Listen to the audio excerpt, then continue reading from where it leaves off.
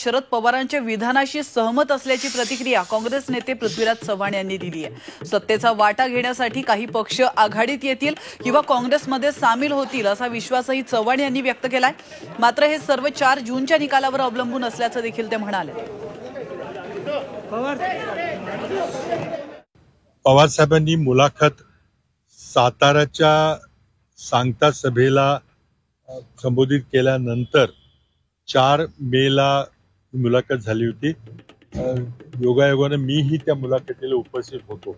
4 जूनला जे निकाल लागतील आणि 4 जूनला देशाची जी परिस्थिती राहील, आमचा विश्वास आहे की तिथं इंडिया आघाडीचं सरकार स्थापन होईल। त्याला काही थोडे दिवस लागतील आणि त्यानंतर मग सत्तेचा वाटा घेण्याकरता किंवा सत्तेचे फायदे घेण्याकरता काही पक्ष हे आघाडीत येतील किंवा कदाचित काँग्रेसमध्ये सम्मिलित होतील।